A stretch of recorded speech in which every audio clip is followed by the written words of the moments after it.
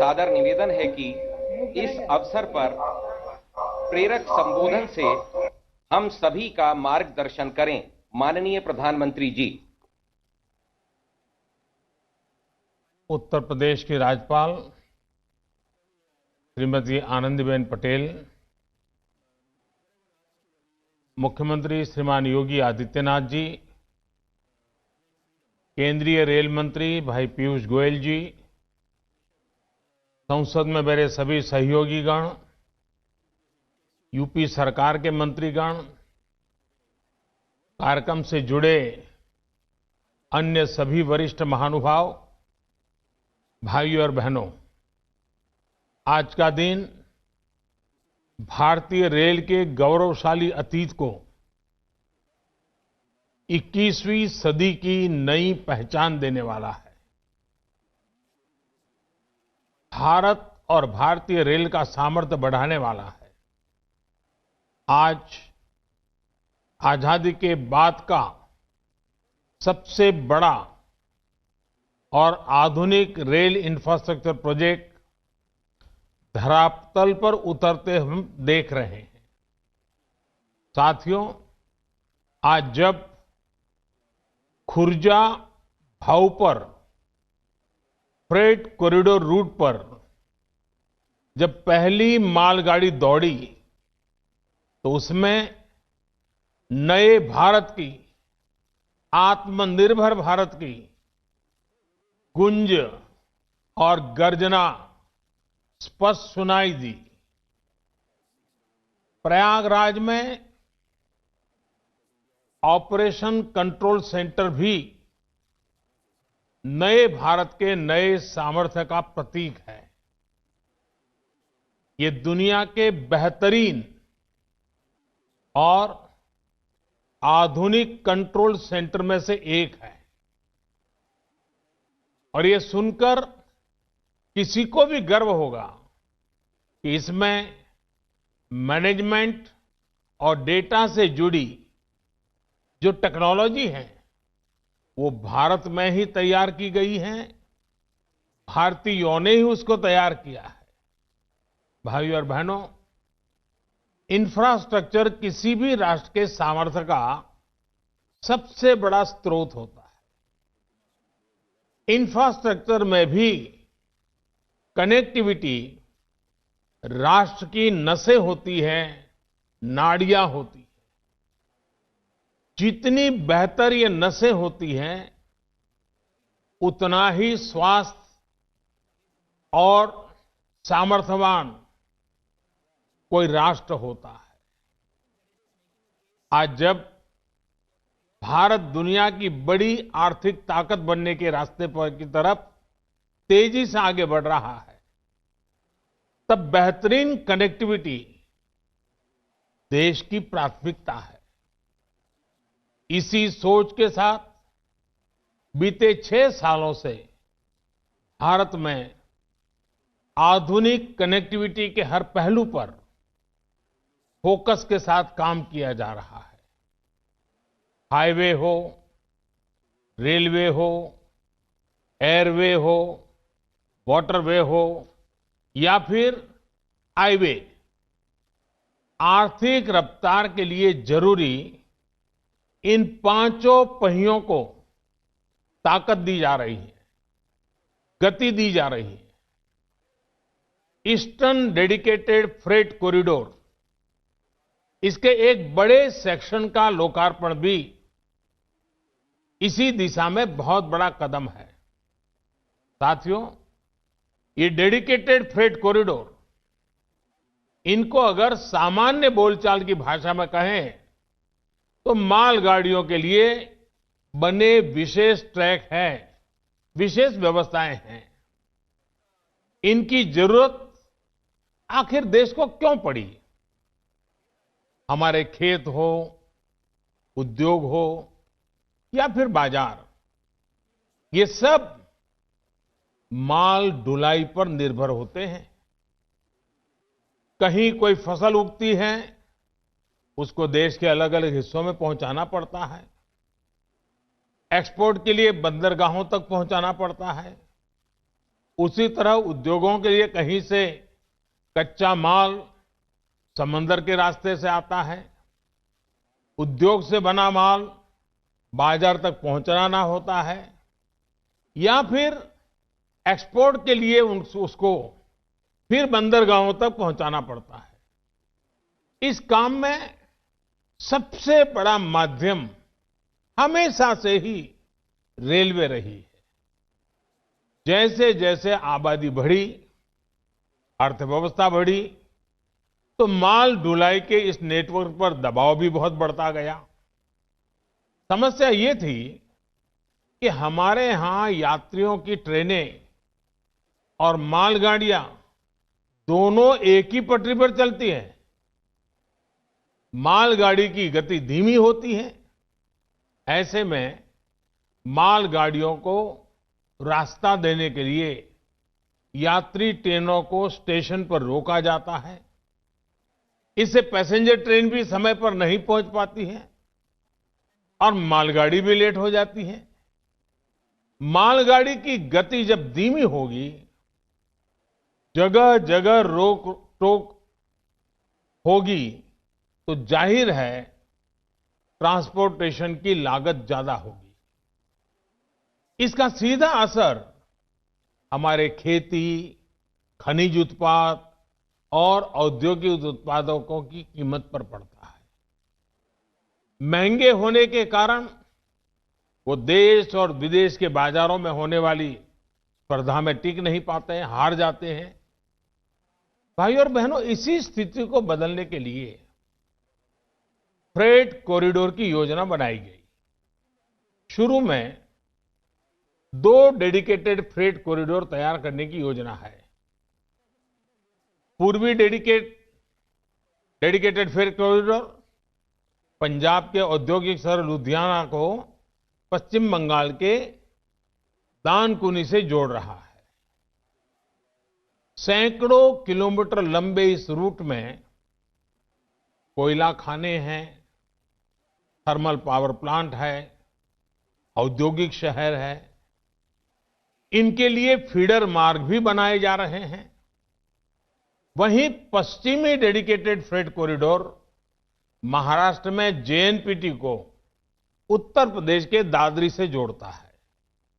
लगभग 1500 किलोमीटर के इस कॉरिडोर में गुजरात के मुंद्रा, कांडला, पीपावाव, दहेज और हजीरा के बड़े बंदरगाहों के लिए फीडर मार्ग होंगे। इन दोनों फ्रेट कॉरिडोर के इर्द गिर्द दिल्ली मुंबई इंडस्ट्रियल कॉरिडोर और अमृतसर कोलकाता इंडस्ट्रियल कॉरिडोर भी विकसित किए जा रहे हैं। इसी तरह उत्तर को दक्षिण से और पूरब को पश्चिम से जोड़ने वाले ऐसे विशेष रेल कॉरिडोर से जुड़ी जरूरी प्रक्रियाएं पूरी की जा रही हैं। भाई और बहनों, मालगाड़ियों के लिए बनी इस प्रकार की विशेष सुविधाओं से एक तो भारत में यात्री ट्रेन की लेट लतीफी समस्या कम होगी। दूसरा ये कि इससे मालगाड़ी की स्पीड भी 3 गुना से ज्यादा हो जाएगी और मालगाड़ियां पहले से 2 गुना तक सामान की ढुलाई कर पाएगी, क्योंकि इन ट्रैक पर डबल डेकर यानी डिब्बे के ऊपर डिब्बा ऐसी मालगाड़ियां चलाई जा सकेगी। मालगाड़ियां जब समय पर पहुंचती और पहुंचेगी तो हमारा लॉजिस्टिक नेटवर्क सस्ता होता जाएगा। हमारा सामान पहुंचाने का जो खर्च है वो कम होने के कारण सामान सस्ता होगा, जिसका हमारे निर्यात को लाभ होगा। यही नहीं, देश में उद्योग के लिए बेहतर माहौल बनेगा, ईज ऑफ डूइंग बिजनेस बढ़ेगी, निवेश के लिए भारत और आकर्षक बनेगा। देश में रोजगार के, स्वरोजगार के अनेक नए अवसर भी तैयार होंगे। साथियों,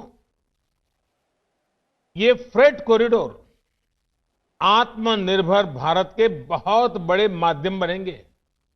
उद्योग हो, व्यापार कारोबार हो, किसान हो या फिर कंज्यूमर, हर किसी को इनका लाभ मिलने वाला है।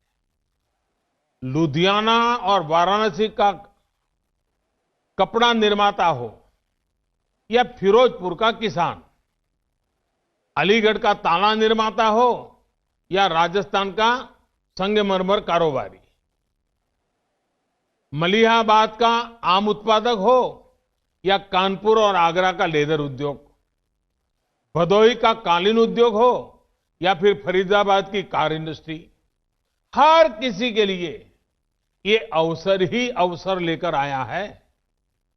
विशेष तौर पर औद्योगिक रूप से पीछे रह गए पूर्वी भारत को ये फ्रेट कॉरिडोर नई ऊर्जा देने वाला है। इसका करीब करीब 60% हिस्सा यूपी में है। इसलिए यूपी के हर छोटे बड़े उद्योग को इससे लाभ होगा। देश और विदेश के उद्योगों में जिस प्रकार यूपी के प्रति आकर्षण बीते सालों में पैदा हुआ है, वो और अधिक बढ़ेगा। भाइयों और बहनों, इन डेडिकेटेड फ्रेट कॉरिडोर का लाभ किसान रेल को भी होने वाला है। कल ही देश में 100वीं किसान रेल की शुरुआत की गई है। किसान रेल से वैसे भी खेती से जुड़ी उपज को देश भर के बड़े बड़े बाजारों में सुरक्षित और कम कीमत पर पहुंचाना संभव हुआ है। अब नए फ्रेट कॉरिडोर में किसान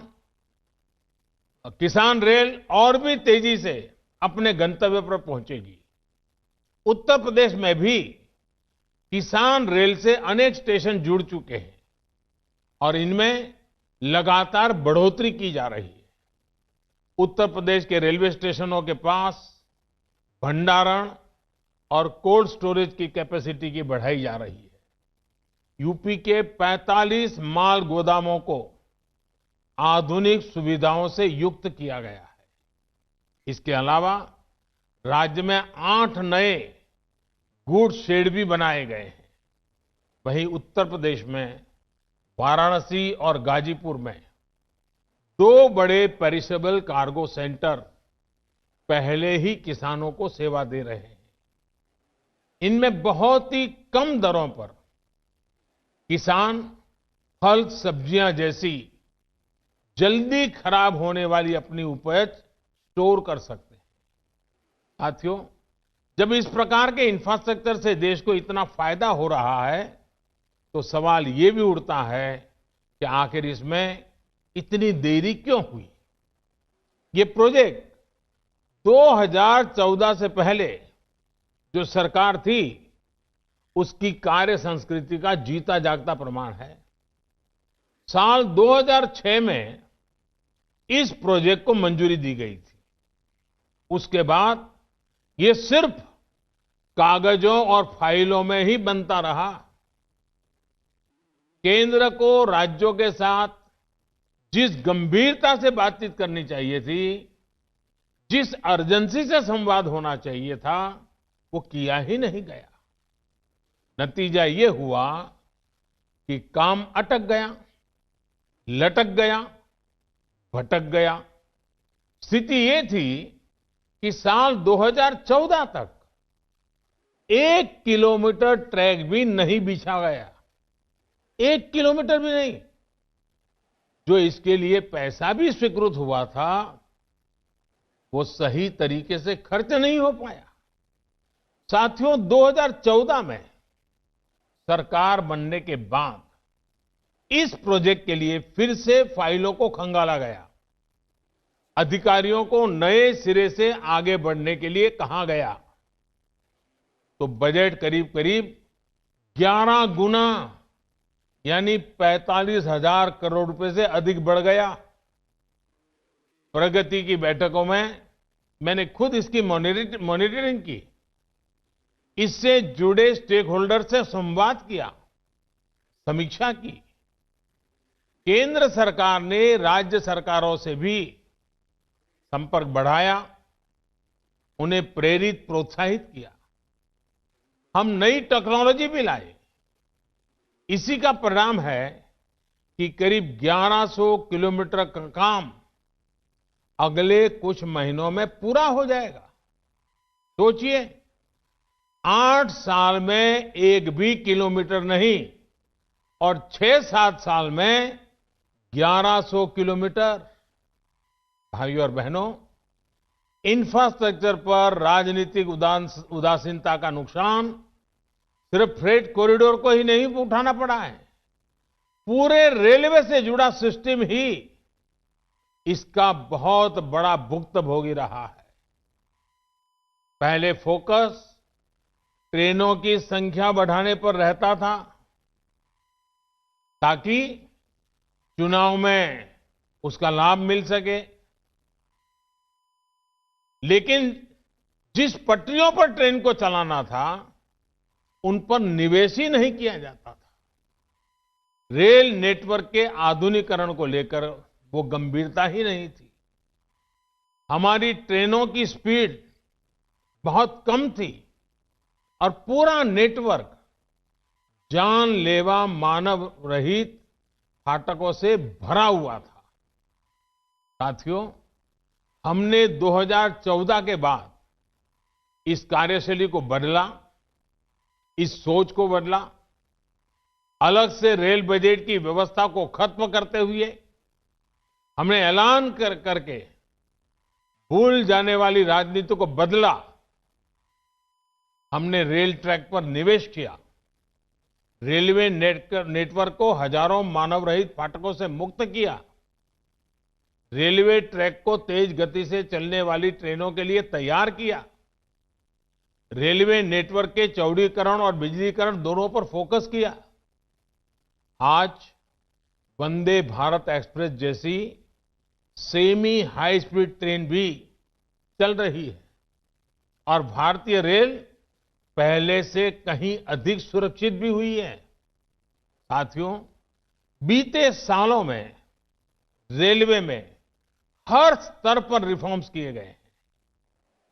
रेलवे में स्वच्छता हो, बेहतर खाना पीना हो या फिर दूसरी सुविधाएं, फर्क आज साफ नजर आता है। इसी तरह रेलवे से जुड़ी मैन्युफैक्चरिंग में भारत ने आत्मनिर्भरता की बहुत बड़ी छलांग लगाई है।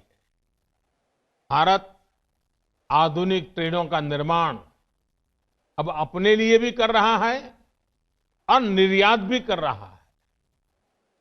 यूपी की ही बात करें तो वाराणसी स्थित लोकोमोटिव वर्क्स भारत में इलेक्ट्रिक इंजन बनाने वाला बड़ा सेंटर बन रहा है। रायबरेली की मॉडर्न कोच फैक्ट्री को भी बीते 6 सालों में डेंटिंग पेंटिंग की भूमिका से हम बाहर निकाल कर लाए हैं। यहां अब तक 5000 से ज्यादा नए रेलवे कोच बन चुके हैं। यहां बनने वाले रेल कोच अब विदेशों को भी निर्यात किए जा रहे हैं। भाइयों और बहनों, हमारे अतीत के अनुभव बताते हैं कि देश के इंफ्रास्ट्रक्चर के उस विकास को राजनीति से दूर रखा जाना चाहिए। देश का इंफ्रास्ट्रक्चर किसी दल की विचारधारा का नहीं, देश के विकास का मार्ग होता है। ये 5 साल की पॉलिटिक्स का नहीं, बल्कि आने वाली अनेकों पीढ़ियों को लाभ देने वाला मिशन है।